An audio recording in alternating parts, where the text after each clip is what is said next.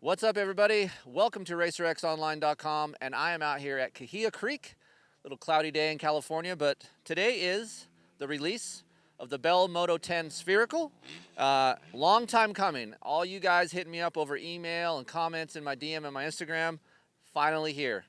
To the left of me is Benny Tozzi. He's the marketing manager at Bell Helmets, and he's going to go over what's involved in the all-new Bell Moto-10 Spherical, and I want to ask him a couple questions that you guys have been hitting me up about. So, Benny, take it over. Tell the guys out here and gals what is different about this helmet for 2021.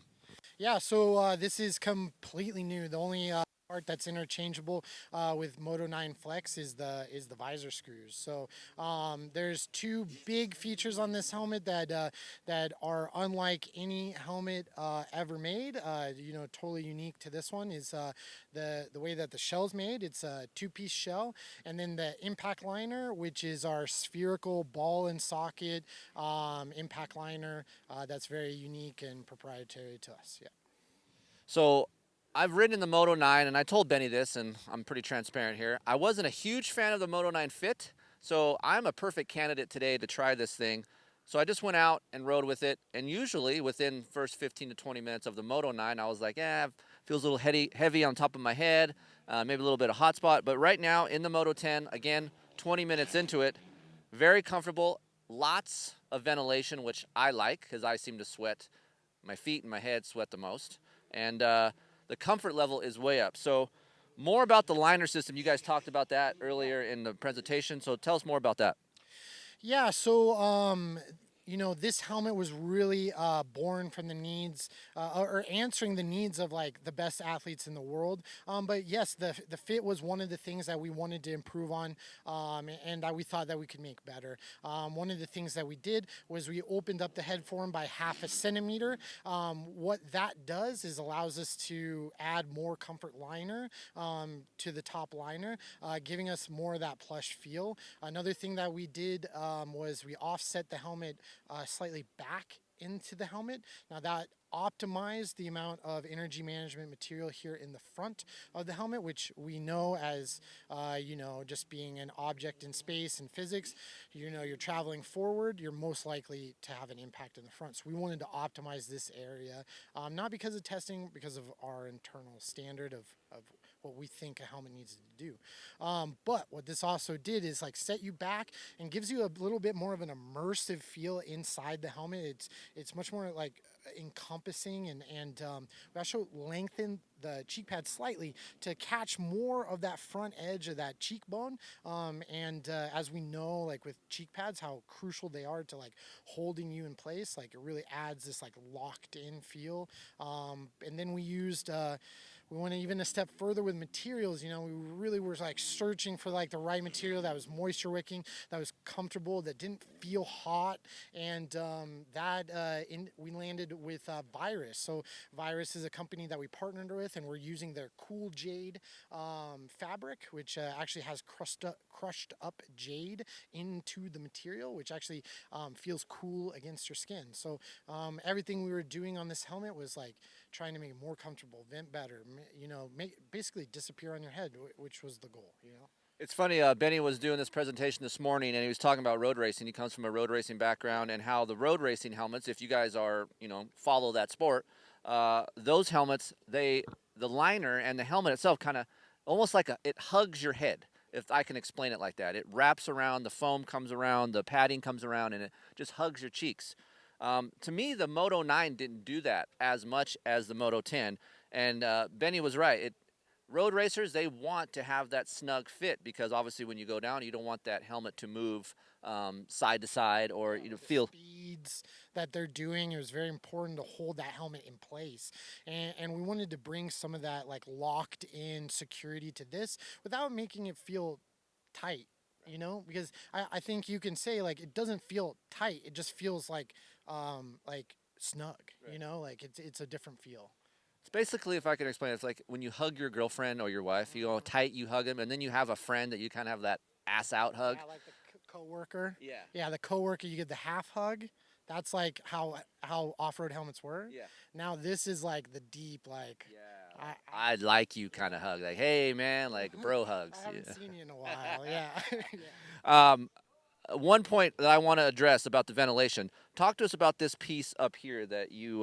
This was very interesting to me. So Yeah. So this is a two-piece shell, and this was really to satisfy that question or that need from athletes to ventilate the helmet. Now, so many of our competitors, we talk about ventilation, and the first thing they do is rattle off the number of vents or intake vents, as they call them, into the front of the helmet. So basically, how many holes are in the front, and it's just been this arms race of who can put the biggest and the most amount of holes in the front of the helmet. And what we found, because we actually have our own wind tunnel up in our testing facility called the Dome in Santa Cruz, California. We found that actually didn't add anything to the cooling effect of the helmet. And we found that air was actually trapping inside the helmet, not allowing any more air into the helmet. So there was no cooling effect, there was no drying effect. So it's like, okay, so at that point we realized that getting the hot air out of the helmet was actually much more critical than just having more holes into the front. So then that led into the next issue, which is if you look at any helmet, even a Moto-9 Flex, the shape of those vents might be some unique shape, this triangle, 1 inch, whatever. But if you look closely, the hole that's going through it is only a hole of a certain diameter, and that's to pass testing, a Pierce test, right? And you can't make it bigger than that because it will not pass the test. So we're like, okay, how do we increase the size of the vents without compromising our ability to pass the test, which we knew was important. The Pierce test was very important. So that's where we came up with this cowl effect. So this whole underside is actually a vent. And it was funny to see those people online the first time they saw this helmet. A lot of people were like, add more vents to it. Where are the vents on the helmet? They had no idea that the whole top side is actually a vent. And if we were to remove the top of this helmet, it actually looks like a cycling helmet where the vents are humongous. So now we have an extreme amount of exhaust ventilation. We removed the holes on the top of the helmet, which simplified and strengthened the shell of the helmet. And now we get this really great cooling effect. And we're defining ventilation inside the helmet in more like a performance way, which we call sweat management. And again, born from the needs of like these top athletes who sweat a lot. Cooper Webb in particular sweats a lot and has issues with saturating the foam on his goggles and managing that in hot races, and we wanted to offer something to help with that, and so we actually positioned the vents so that when all the cooling is going over the top of your head and it's actually pushing the sweat away from your brow and away from the goggles. So Coop actually said this to you. What happened to him in Florida, right? Yes, yeah. So Coop described it really well. He said he could actually, if he's riding on a track by himself, obviously he has the wherewithal to like realize these things. Otherwise, race conditions, he would never think about any of this. But that's kind of the point. But yeah, he said that he could feel the sweat dripping down his head and getting blown around his brow, around his ears, away from his goggles. And then we combined that with adding just more surface area of our liner in that area to absorb some more sweat. And that combination is like what is going to help these guys and gives them a performance advantage like this summer in outdoors, later in those motos, like their goggles are going to last longer, All right, 2 questions you guys hit me up about a lot, specifically on this helmet, the weight. Me and you had a conversation about weight. Yes. Obviously, I'm not a huge fan of very, very light helmets. I just don't feel safe. I would say, and you guys probably do all of this stuff in-house testing, middle of the road weights, not the heaviest, not the lightest. It's in the middle. Yeah, it's right around that 1,500 to 1,600 grams, which is not the lightest, but I really think is on the threshold of like for the testing required, like to go the helmets that are lighter than that are taking advantage of the European rating system, which they won't be able to do because that's now been updated to 2206. So you're going to see a lot of those helmets come up to our weight, and then ours just stay the same. Right. So in the next several years, you'll see that with a lot of those brands that tout being ultra light, you know. So all the rage lately was shear away visors. Explain your visor system and how it works. Yeah, so this is our flying bridge visor. This is a technology that we've had for a while. It's on Moto-9, but basically it only utilizes the 2 mounting points on the side, no center post. And then we have small plastic pegs that are just behind the bolts that prop it up and allow it to be in position. Now, those pegs are meant to shear away in the case of an accident. Also, not having the post in the middle allows this visor to deform quite a bit. And then the material that we use for this visor, a polypropylene, very flexible, very malleable. Yes, yeah. So that's how we work with. The screws on here are amazing. Yeah. Easy to use. Another thing I loved about the Moto-9 as well as the Moto-10 was the magnetic pads. He just stuck some different pads in here for me, and it's the best thing about the helmet. And, of course, the closure system, magnetic, boom, bam, easy peasy.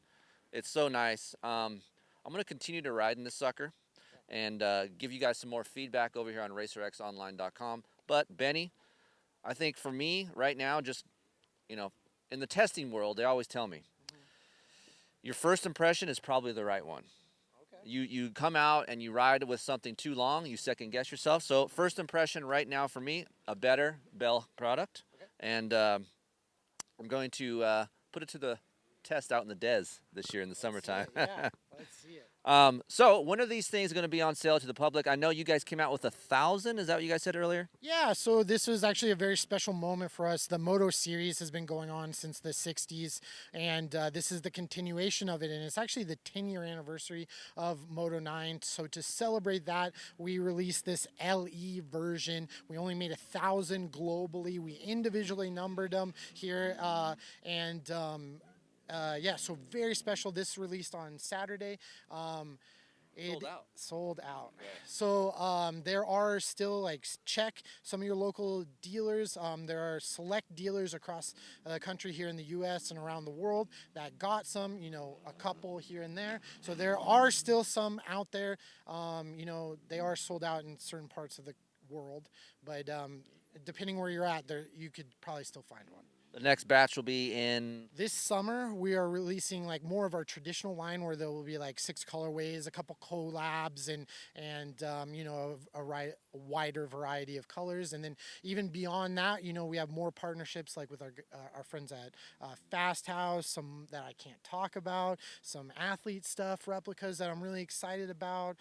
You know, that guy... MC over there is going to get... Who's that guy? I don't know anything about that guy. His helmet looks sick, by the way. Dude, that helmet looks unreal. The guys that Troy still hand designs his helmets, you know, with pen and paper, you know, and markers and stuff. And yeah, his helmet looks insane. All right, real quick before we go, who is your favorite? I want to put you on the spot. Who's your favorite athlete to work with? To work with? Yes. Man, they're all a pain. Exactly. Yeah. You guys think you want to be in this business? It's harder than you think, and you got to deal with a lot of crap, especially the pro side, I'm sure, right? But who is the most fun to be around, I guess I should say? You know, God, Cooper would be upset if I didn't mention him. I've, you know, worked with Cooper a long time now, and we've become buddies. But same with all these guys, honestly, like, Eli's great. You know, the one insight that I'll give you, Chris, is I find the faster the dudes are, the less they need anything from me. Really? Yes. So amateurs are a little bit more hard to deal with? Oh, or the guy that gets picked up as a fill-in rider. Oh, that's 100 text messages, you know, in the first month that he's wearing the helmet. Hey, fill-in riders are only there for a little bit of time, man. We want to get as much stuff as you can, right? I'm probably. Dude, I can only wait for the moment that A-Ray comes onto PC or something. My phone would be ringing off the hook with that guy. So. All right, guys. Spencer's gonna rock around this Bell Moto-10 Spherical intro day. We're gonna see some riding, talk to MC, some other top pros, Axel Hodges, Jeremy Twitch Stenberg. Have some fun here today. Check back later on to RacerXOnline.com for more product information.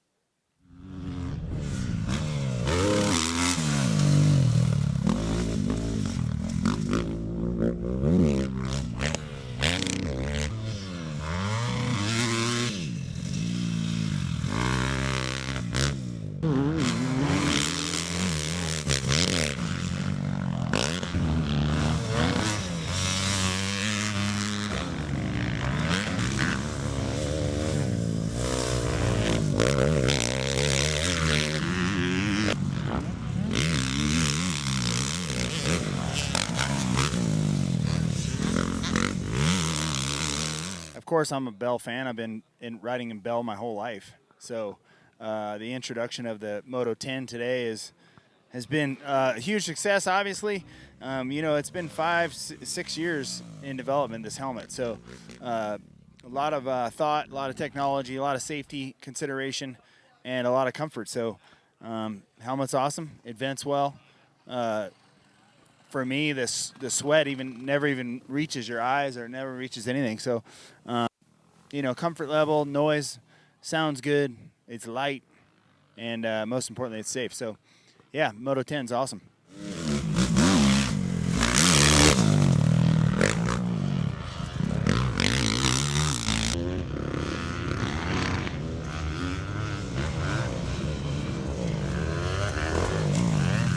Yeah, the new helmet is awesome. I've been wearing it for a couple months now, and the one thing I noticed is just the venting is so good when it's a hot day and you're riding in the thing. Fits your head like a lot better, I think. I got a big head, so the helmet and the whole shell of how it fits, I like it a lot better, and it's just the safest helmet on the market, so it gives you the confidence. You want to go out there and go send in the thing, and you know you're going to be safe. So